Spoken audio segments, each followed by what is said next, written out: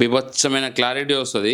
మీకోసం కొన్ని reels plan చేసిన, క్లియర్ గా వినండి. ఇప్పుడు ఫిట్నెస్ అంటే సిక్స్ ప్యాక్ అనుకునే కేటగిరీ మొత్తం ఫిల్టర్ అవుట్ చేద్దాం. నీ బాడీలో షేప్ వచ్చినంత మాత్రం అది ఫిట్నెస్ అవ్వదు, అది జస్ట్ రిజల్ట్స్ మాత్రమే.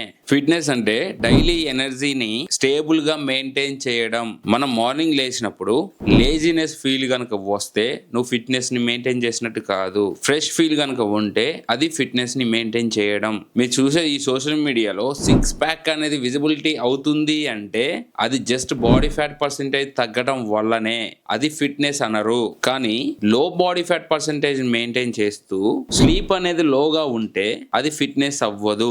మీకు స్ట్రెస్ అనేది హైగా ఉంటే ప్రతి చిన్నదానికి అగ్రెసివ్ గా మాట్లాడుతూ స్ట్రెస్ ని కంట్రోల్ చేయకపోతే ఫిట్నెస్ అవ్వదు. అసలు ఫిట్నెస్ అంటే ఓవరాల్ బాడీ ఫంక్షన్ అనేది కరెక్ట్ గా ఉండడం, డైజెషన్ అనేది మంచిగా ఉండడం, రికవరీ ప్రాసెస్ అనేది స్పీడ్ గా ఉండడం, మైండ్ అనేది వెరీ కామ్ అండ్ క్లియర్ గా ఉండడం.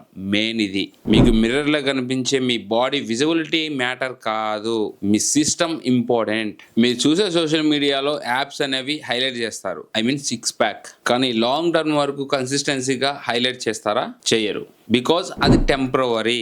మీరు చూసే సిక్స్ ప్యాక్ అనేది జస్ట్ టెంపరవరీ మాత్రమే.